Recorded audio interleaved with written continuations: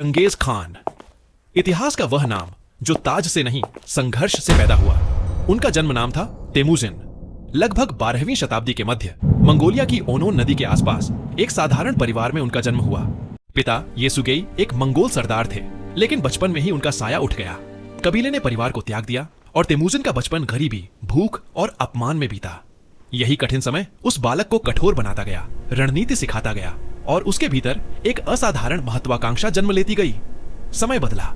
Temujin ने बिखरे हुए मंगोल कबीलों को या तो हराया या अपने साथ जोड़ा। उसने वंश नहीं, योग्यता को पहचान दी। और फिर 13वीं शताब्दी के प्रारंभ में एक विशाल सभा में तेमुजिन को एक नया नाम मिला, चंगेज खान, जिसका अर्थ था संपूर्ण विश्व का शासक। यहीं से मंगोल साम्राज्य की औपचारिक शुरुआत हुई। इसके बाद युद्धों की एक श्रृंखला चली। पहले चीन के उत्तर पश्चिम में पश्चिमी शिया राज्य को अधीन किया गया। फिर उत्तरी चीन में जिन राजवंश की राजधानी पर कब्जा हुआ। लेकिन सबसे निर्णायक अभियान तब आया जब मध्य एशिया का ख्वारिज़्म साम्राज्य मंगोल आक्रोश का शिकार बना।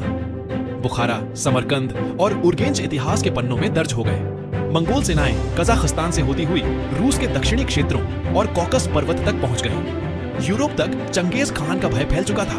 फिर भी वह केवल विनाशक नहीं था। उसने कठोर लेकिन समान कानून बनाए, धार्मिक स्वतंत्रता दी, सिल्क रूट को सुरक्षित किया और संचार के लिए डाक व्यवस्था विकसित की। 13वीं शताब्दी के तीसरे दशक में पश्चिमी शिया अभियान के दौरान चंगेज खान की मृत्यु हो गई। उनकी कब्र आज भी अज्ञात है, एक ऐसा रहस्य जो इतिहास आज तक नहीं सुलझा पाया। मृत्यु के बाद भी उनका साम्राज्य बढ़ता रहा। उनके पुत्रों और पौत्रों ने एशिया से लेकर यूरोप तक इतिहास की दिशा बदल दी।